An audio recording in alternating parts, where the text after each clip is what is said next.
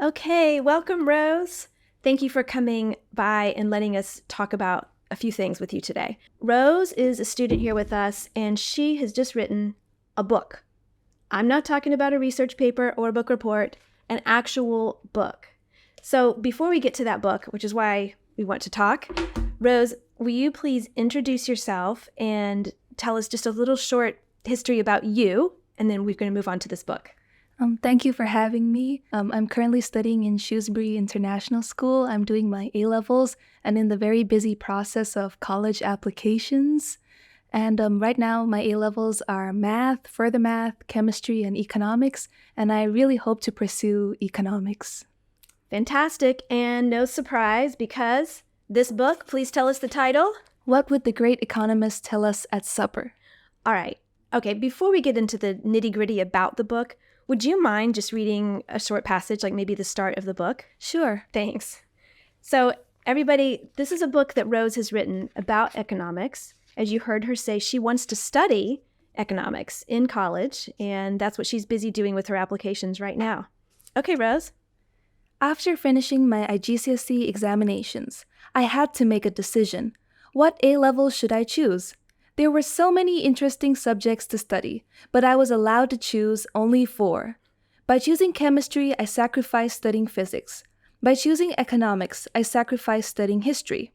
Unlimited wants and limited resources forces us to make choices and results in an opportunity cost. This is the basic economic problem. The word economics comes from the Greek word oikonomia.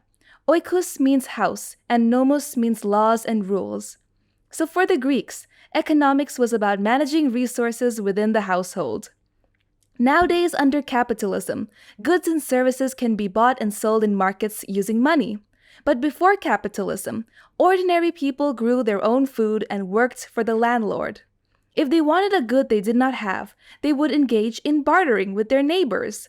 For example, Farmer A may exchange a cow for 20 chickens for Farmer B. But this requires a double coincidence of wants, which means that they both have to accept the terms of the trade. But what if Farmer A didn't like chickens and wanted fish instead? Then Farmer A would have to find Farmer C and negotiate the terms of trade with him again.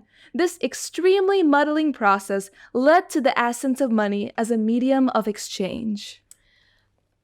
Absolutely. And, I love how you are putting complex economic theory into simple terms.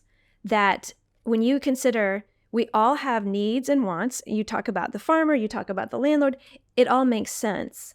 And tell me, what was your goal with writing this book? So the goal was really to introduce economics to Generation Z. The book is a mongrel book. It combines economics with economic history and philosophy. So I really wanted to inspire people my age and use really the economic thinking and theories from the greatest economists in the past to help solve a series of modern economic issues ranging from money to war to fraud to inflation to macroeconomics and inequality. Okay, now when you say you wanted this book to be able to speak to Gen Z, what made you think of that? I mean, did you feel that there's a need? Is Gen Z knocking at your door saying, Rose, tell us about economics? I mean, what made you start this? Well, actually, what made me start this was many of my friends. They were not really as excited about economics as I was, and I wanted to show them that just everyday life can be seen through in the eyes of economic theory. For example, I went to an Indian wedding, and within that wedding, I saw economic theory in real life. In what way? I investigated in my book about why Indians and many other cultures spend so excessively on weddings. Why did nobody predict the 2008 financial crisis? Why are some countries poor and others richer? And these are some questions I explored within my book. Fantastic. So I know your book just launched literally last week. What's your goal with this book? The goal really is to tell a story and make people see the fun aspect of economics, because just by opening the first page of an economics book, people will see graphs and they feel intimidated. I don't want it to be that way.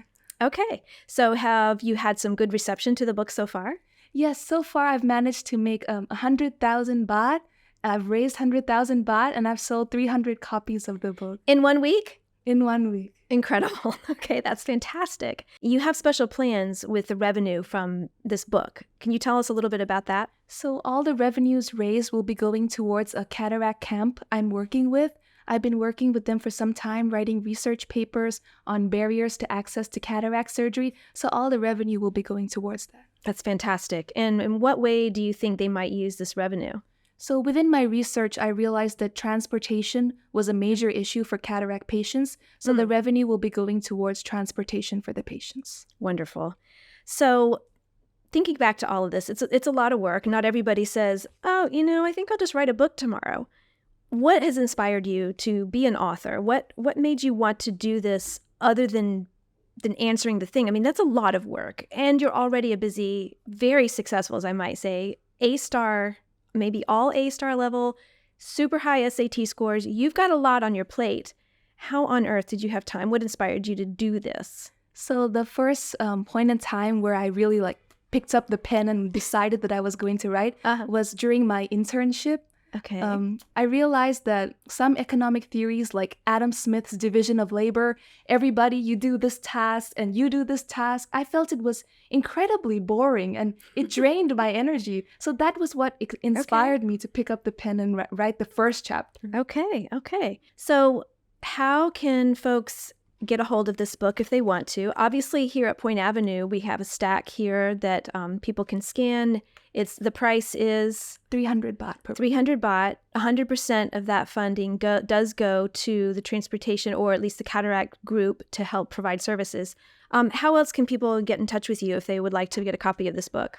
Please contact through Point Avenue. I'm really grateful that you're helping me in distributing this book. Well, we're proud to share in this moment with you, and thank you for sharing that with us. If we can talk a little bit about what your experience has been with Point Avenue. I know that you've joined with us. We've been busy bees with you ever since. You were a super hard worker.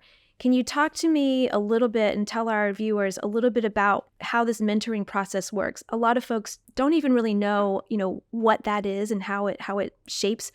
I think hearing it from a student view could be really helpful to them. So yeah, coming into Point Avenue, I was a really shy person and I didn't really talk much and I was not confident. But after a few sessions, I began to, pick up my posture and speak more clearly and send my views. And that's really one of the few skills that I learned here at Point Avenue, was how to be confident and share my views. Oh, that's great. It's great to hear. And I agree with you. I can remember back, if I'm okay to share this, that you did seem a little bit more shy at first. And I think there were a few times I wanted to say to you, fight with me if you want to, disagree if you want to.